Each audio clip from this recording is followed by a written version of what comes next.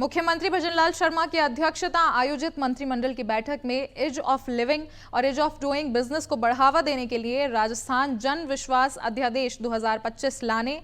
प्रवासी राजस्थानियों के योगदान और जुड़ाव को बढ़ाने के लिए प्रवासी राजस्थानी नीति 2025, छोटे व्यापारियों को अधिक अवसर उपलब्ध कराने के लिए राजस्थान ट्रेड प्रमोशन पॉलिसी और पर्यटन में निवेश को बढ़ावा देने के लिए राजस्थान पर्यटन नीति के अनुमोदन सहित कई महत्वपूर्ण फैसले किए गए हैं। संसदीय कार्य मंत्री जोगाराम पटेल और खाद्य एवं नागरिक आपूर्ति मंत्री सुमित गोदारा ने कैबिनेट में लिए गए निर्णयों की जानकारी देते हुए पत्रकार वार्ता में यह बताया कि विभिन्न अधिनियमों में मामूली उल्लंघन या तकनीकी गलती के लिए कारावास जैसे आपराधिक दंड हटाकर उनके स्थान पर पेनल्टी के प्रावधान करने का निर्णय किया गया है। इससे ईज ऑफ लिविंग और ईज ऑफ डूइंग बिजनेस को बढ़ावा मिलने के साथ ही वादकरण में भी कमी आएगी। पटेल ने बताया कि राजस्थान राज्य सहायता अधिनियम 1961 में सहायता प्राप्त करने वाले उद्योग के प्रभारी पर मामूली प्रतिक्रियात्मक अपराधों जैसे कि बही खाते या अन्य दस्तावेज निरीक्षण के लिए प्रस्तुत न करने पर कारावास का प्रावधान था, लेकिन इन आपराधिक प्रावधानों को अब अधिनियम से हटाकर अर्थदंड तक सीमित किया जा रहा है। संसदीय कार्य मंत्री ने बताया है कि Jaipur water supply and sewerage board अधिनियम 2018 में जल की बर्बादी, दुरुपयोग, गैर घरेलू कार्यों के लिए उपयोग और बोर्ड की सीवरेज लाइन में रुकावट डालने या बिना लिखित अनुमति सीवर लाइन से कनेक्शन जोड़ने आदि पर कारावास का प्रावधान था, जिसे हटाते हुए अर्थदंड के प्रावधान तक सीमित किया जा रहा है। वहीं खाद्य एवं नागरिक आपूर्ति मंत्री सुमित गोदारा ने बताया है कि बदलते समय के अनुरूप प्रवासी राजस्थानियों के राज्य के साथ सामाजिक, सांस्कृतिक और आर्थिक जुड़ाव को मजबूत करने के उद्देश्य से अनुमोदित non resident Rajasthani policy of Rajasthan 2025 निवेश, व्यापार, ज्ञान के आदान प्रदान, शोध और सामाजिक सरोकारों में एनआरआर की योगदान को बढ़ावा देने के लिए अनुकूल माहौल तैयार करेगी।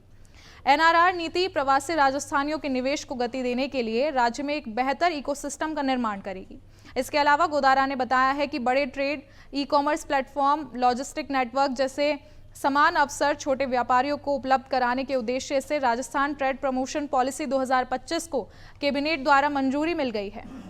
इससे राज्य का खुदरा और थोक व्यापार सशक्त होगा और यह नीति राज्य में 10.5 लाख से अधिक रिटेल स्टोर्स और तेजी से बदलते उपभोक्ता बाजार को ध्यान में रखते हुए व्यापार क्षेत्र में निवेश बढ़ाने, रोजगार सृजन करने, छोटे ट्रेडर्स को बाजार एवं ऋण तक आसान पहुंच उपलब्ध करवाने तथा खुदरा एवं थोक व्यापार में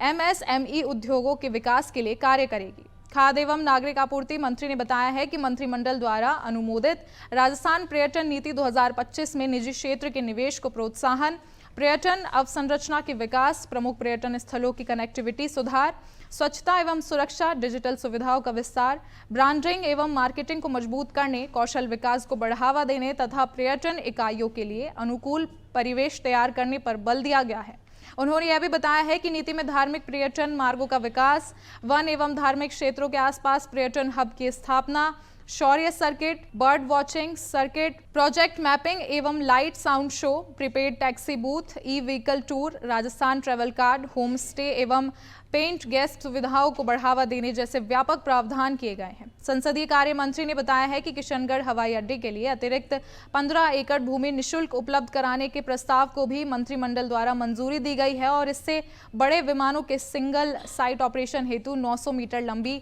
अप्रोच लाइट की स्थापना हो सकेगी। जोगाराम पटेल ने यह भी बताया है कि मृतक सरकारी कर्मचारी के आश्रित को वर्तमान नियमों में अनुकंपा नियुक्ति हेतु सरकारी कार्मिक की मृत्यु के दिनांक से 90 दिन की समय सीमा में आवेदन करना होगा और अनुकंपा नियुक्ति के लिए आवेदन करने की समय सीमा को 90 दिवस से बढ़ाकर 180 दिवस करने का निर्णय मंत्रिमंडल द्वारा किया गया है। संसदीय कार्य मंत्री ने यह भी बताया है कि अब आरक्षित सूची से प्रतियोगी परीक्षाओं के अभ्यर्थियों के नामों के अनुसार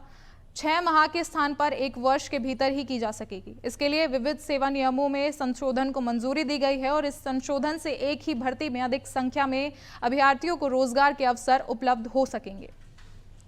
इस पर अपने विचार हमारे साथ शेयर करें और ऐसी और खबरों और अपडेट्स के लिए बने रहें लोकमत राजस्थान के साथ।